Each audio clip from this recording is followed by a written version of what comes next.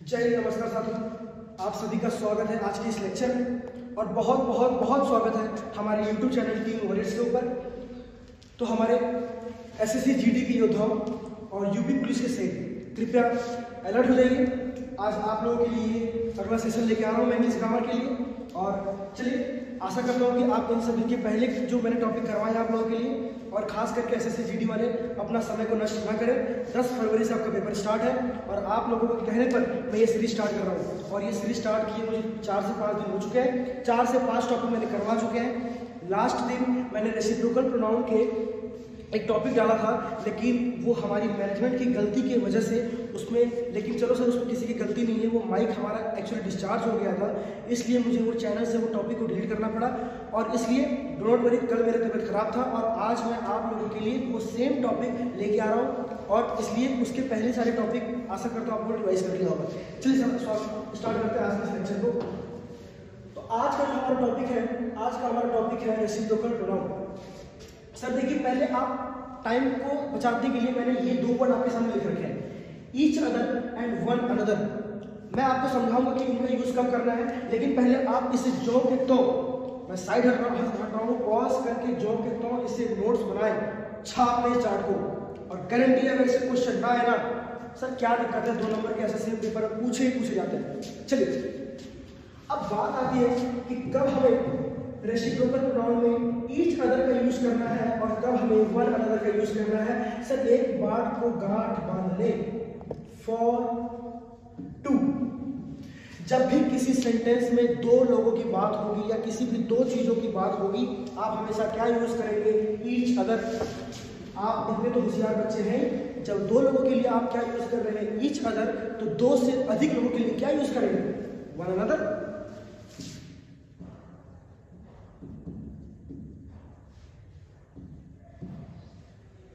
इसको जैसे कि तैसे मैंने लिखा है ऐसे आप इसको कॉपी में सेम टू सेम छाप लें।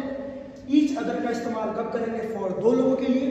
वन अनदर का यूज कब करेंगे, मोर देन 2 के लिए। आज के बाद आशा करता हूं आपको इन चीजों, ये 2 शब्द का प्रयोग करने में कभी भी दिक्कत पैदा नहीं होगी। चलिए सर, अब जो हमारा, जैसे मैंने स्टार्टिंग से है कि पहले हम टॉपिक समझते हैं कि जो टॉपिक है वो है क्या। जैसे मैंने नाउन पढ़ा है, नाउन है क्या, उसके बाद पढ़ते हैं उसका फंक्शन क्या है कि भैया प्रैक्टिकल। और सर एक बहुत ही इंपॉर्टेंट बात मैं बोलना भूल गया, कल की बात है, I will not take and you will not know also the faculty member. Sir मैंने 16 साल और 28 साल एक्सपीरियंस इंग्लिश टीचर का कंटेंट रेफर किया। उनके पढ़ाए हुए बच्चों से मैंने एक सवाल पूछा कि सर आप ये बताओ what is preposition. Do not worry, मैं आपके लेक्चर लेके आऊंगा। वो मुझे पता क्या आंसर दे रहा है, in, for, at. What nonsense answer this all. Sir बच्चे पढ़ तो रहे हैं, लेकिन यार तुम वो 2-4 फुद्दू क्वेश्चन करके क्या फायदा है।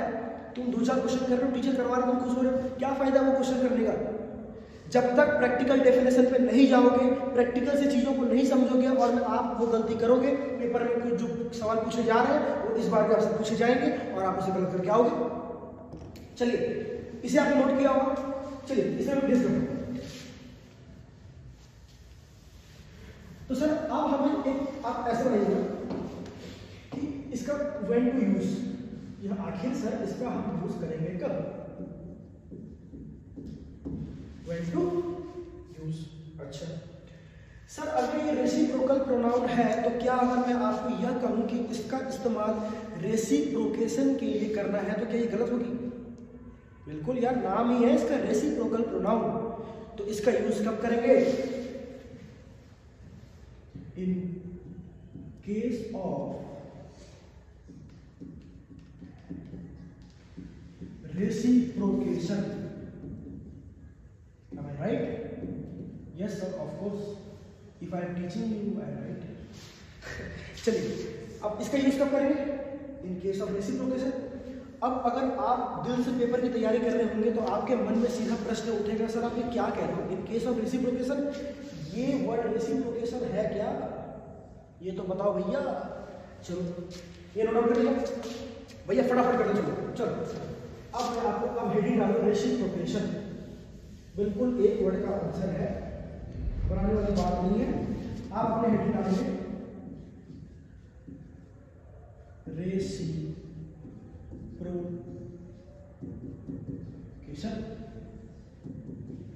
सर रेसिप्रोकेशन का मतलब कुछ नहीं होता है। रेसिप्रोकेशन का मतलब होता है म्यूचुअल। हिंदी में साफ और शुद्ध भाषा में कहूँ तो रेसिप्रोकेशन का मतलब होता है बराबर का आदान और प्रदान। I help you, you help me, I congratulate you, congratulate me, I thank you, thank me. बस ऐसे ही लिख दो आपके लिए। यार इतना तो लिख लो खुद से, इतना तो काम से मत कराओ। म्यूचुअल का मतलब हिंदी वाले बच्चे एसएससी जीडी की योद्धाओं, खास करके मेरे बिहार के शेरों, लिख लो बराबर का आदान प्रदान। बराबर का आदान प्रदान। एग्जाम्पल मैं बोल रहा हूँ, लिखो फटाफट से। आई thank you, you thank me. Question से नहीं आ रहे सर, क्या कहना चाह रहा हूँ? रेसिप्रोकेशन का मतलब होता क्या है? उल्टा, बिल्कुल गणित में पढ़ा होगा ना आपने, मैथ्स में। रेसिप्रोकेशन 1/2 का उल्टा क्या होगा? 2/1। 2/3 का उल्टा क्या होगा? 3/2। रेसिप्रोक हो रहा है। मैं आपका हेल्प किया, आपने मेरा हेल्प किया, उल्टा ही तो हुआ। और क्या हुआ? अब ये मत कर देना कि तूने मुझे थप्पड़ मारा, ले मैंने भी झट दिया थप्पड़, ये मत करना उसको। लिखिए रेसिप्रोकेशन का मतलब। तो रेसिप्रोकेशन का मतलब सर ये होता है कि म्यूचुअल, यानी कि बराबर का आदान प्रदान। समझ लिया रेसिप्रोकेशन क्या होता है, रेसिप्रोकल प्रोनाउन क्या होता है, इसका यूज कब करते हैं? चलिए मतलब आप बैठे रहिए और बस देखते रहिए। क्या देखना है? रेसिप्रोकेशन प्रोनाउन से पूछे गए क्वेश्चन। समझ रहे हो सर? मुन्ना मेरी बातों को ध्यान से सुनना। चलिए सर, पहला क्वेश्चन आपके सामने। All the members of the club were congratulating each other on the 16th anniversary. अच्छा, आप टॉपिक पढ़ रहे हो रेसिप्रोकल प्रोनाउन each other। अभी लिखा मेरा आपके सामने रेसिप्रोकल प्रोनाउन है, लेकिन क्या सर यहाँ पर रेसिप्रोकल प्रोनाउन each other का सही इस्तेमाल किया गया है? वो आपको ढूंढना है। जब भी यहाँ पे बात होगी all the members of the club, sir club में क्या दो ही लोग रहते हैं क्या? क्लब में पैक बनाते हो और मस्त पार्टी सार्टी करते हो क्या? दो ही लोग करते हो क्या? यार क्लब है वो तो बहुत लोग है ना। क्लब में एक दूसरे को कांग्रेचुलेट करने, क्या बस यही कि तुम अपने पापा को, पापा तुम्हें कर दिए, पापा के साथ क्लब जाना ही मत भाई। ठीक है। अब वहाँ पे अगर बहुत सारे लोग हो, मतलब मैं कहना क्या चाह रहा हूँ सर, मेरे सेंस को पकड़ना। अगर मैं यहाँ पे एक लड़का हूँ, मैं यहाँ पे लड़का हूँ, ठीक है सर। मैं क्लब गया, मैं स्नेहा से मिला, स्नेहा से हाथ मिलाया, स्नेहा ने मुझसे मिलाई। अच्छा, मैंने अपना दोस्त राम से हाथ मिलाया, राम ने मुझसे हाथ मिलाया। मैंने अपना दोस्त, अरे कुछ भी ले ले यार,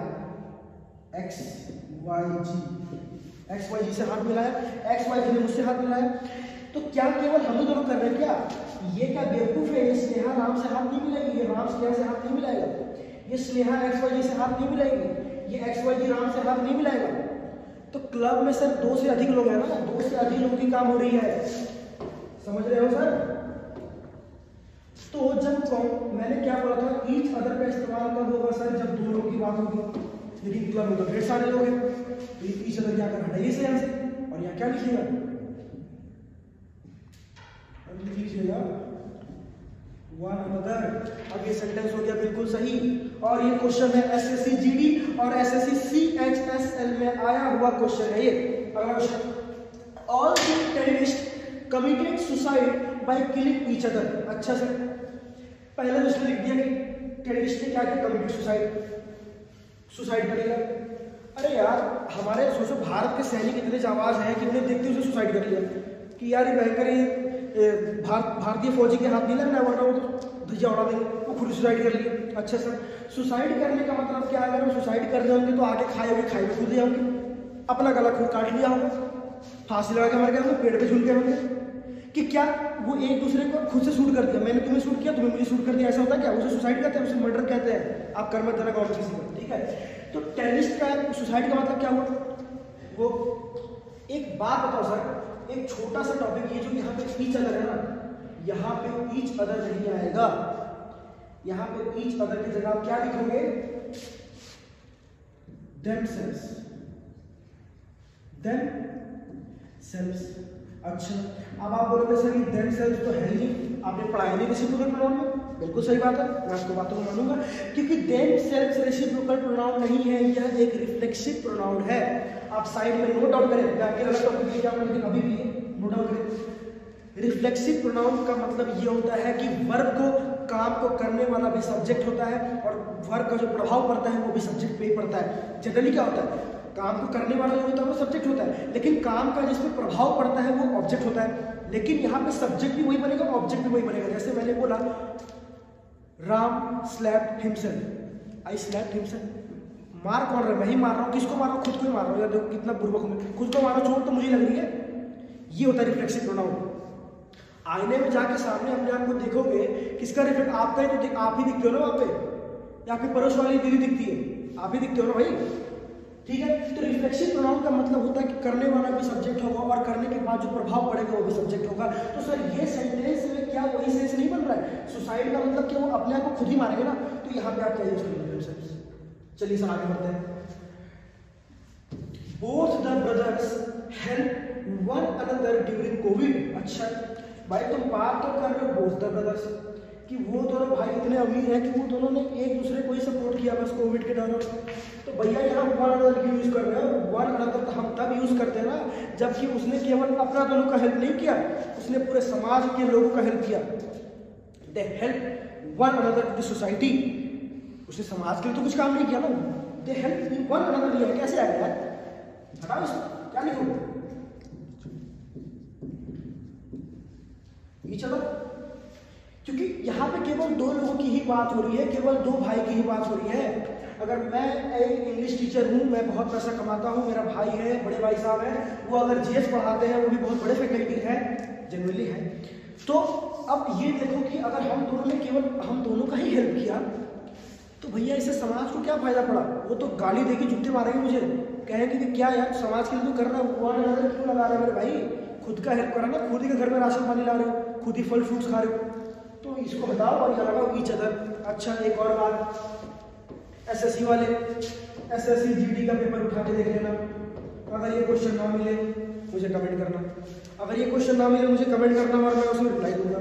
अगर कुछ वर्ड्स इधर उधर हुए, मोस्ट चांस है ये क्वेश्चन मैंने वहीं से उठाया है, क्योंकि सर ईडीटी मैंने नहीं किया है, सीधी सी बात है, मैंने क्वेश्चन उठाया है। हो सकता है जीडी में ना हो, सीएसएसएल में हो, लेकिन इन दोनों के पेपर से बाहर एक क्वेश्चन नहीं आया है। और एसएससी जीडी वाले मार्क माय वर्ड्स, आप पेपर देने बैठो, लास्ट टाइम के पेपर जो बच्चे दे के आए हैं, मेरे भाई बड़े भाई साहब खुद जो कि बीएसएफ में पोस्टेड है अभी, उनकी पेपर मैंने देखी थी, पेपर तो फुद्दू थी, लेकिन जो कॉन्सेप्ट वो पकड़ रहे हैं बिल्कुल सर उनकी लेवल धीरे धीरे धीरे धीरे अप होती जा रही है। एसएससी वाले इंग्लिश के पेपर को हल्के में ना ले, इतिहास गवाह है, मैं पहले दिन भी बोला था, इतिहास गवाह है, 20 के 20 क्वेश्चन आते हैं और वो 20 के 20 ऐसे टॉपिक से आते हैं जो कि मैं आपके लिए सीरीज चला रहा हूँ। चलिए ये क्वेश्चन आशा करता हूँ आपको समझ में आएंगे, और मैं कुछ देर फिर से एक बार माफी मांगता हूँ कि आप लोगों का टाइम वेस्ट हुआ। चलिए मिलते हैं आज के इस लेक्चर के बाद अगले लेक्चर में, तब तक के लिए have a good day, enjoy everyone.